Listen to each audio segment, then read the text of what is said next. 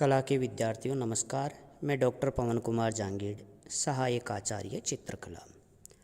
प्रिय विद्यार्थियों, आज हम ब्रिटिश दृश्य चित्रण के बारे में अध्ययन करेंगे, चर्चा करेंगे।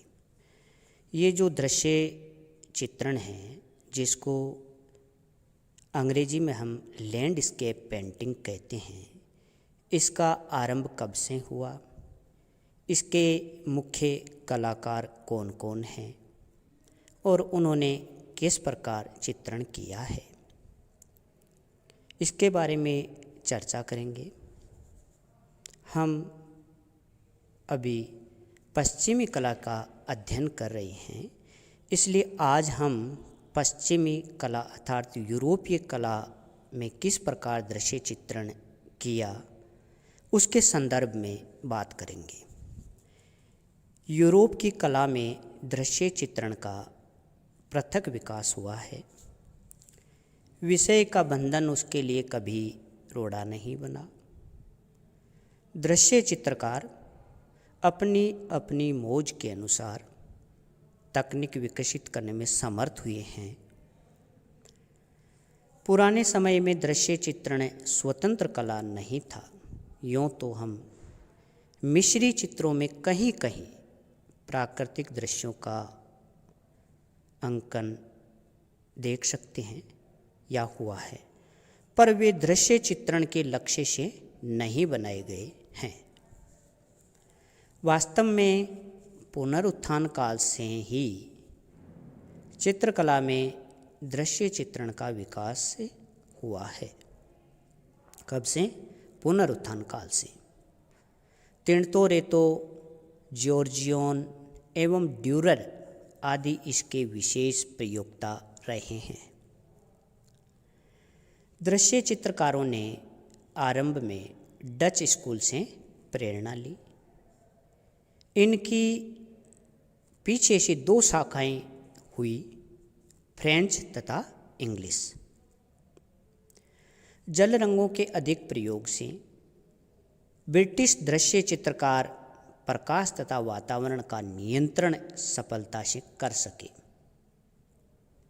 फ्रांस में प्रभाववादी कलाकारों ने रेखा तथा घनत्व को समाप्त कर दिया और शुद्ध रंगों की संवेदनाएं मात्र शेष रह गई थी।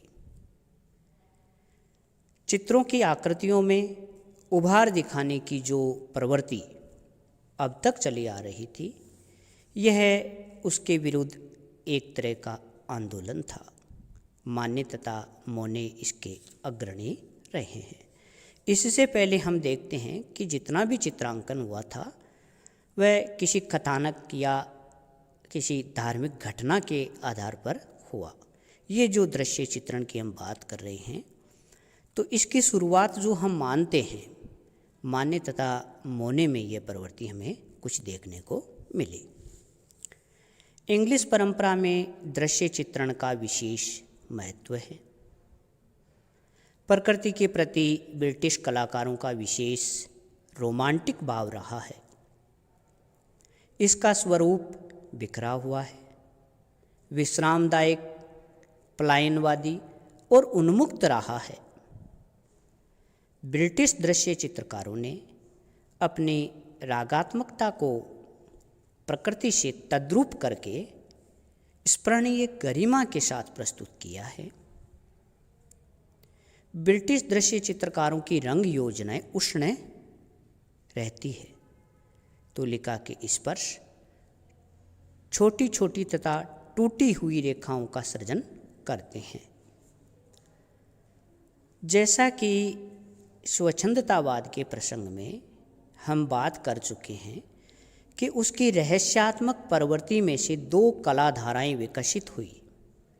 एक प्रकृति आश्रित थी, जिसका विकास कांस्टेबल की कला में हुआ देखा जा सकता है, और दूसरी जो धारा थी वह दिव्य दृष्टि आश्रित रही है, जिसे टर्नर की आश्चर्यप्रद योजनाओं में अभिव्यक्ति मिली।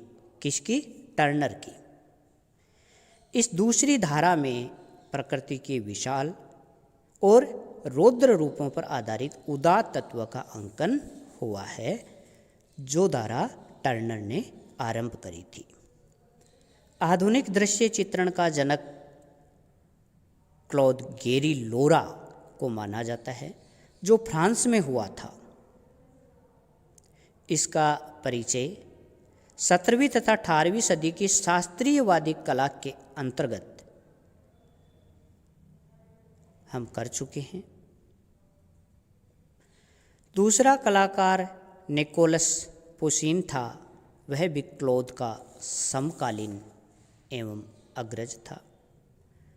इसी प्रकार जॉर्ज मूरलैंड नामक एक ब्रिटिश चित्रकार भी काल्पनिक आदर्श चित्रण के बजाय यथातथ्य चित्रण के लिए इंग्लैंड में बहुत प्रसिद्ध रहा है। किंतु इन सब से आगे और प्रसिद्ध चित्रकार टर्नर ब्रिटिश दृश्य कला के यशस्वी कलाकारों में से एक था। इस प्रकार जो ब्रिटिश दृश्य चित्रण हैं उसके अंतर्गत हम टर्नर, इसके अलावा Thomas Girtin, Peter De विंट,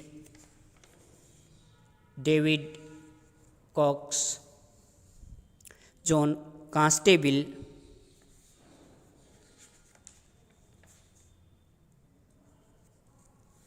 John Sell, कोटमैन,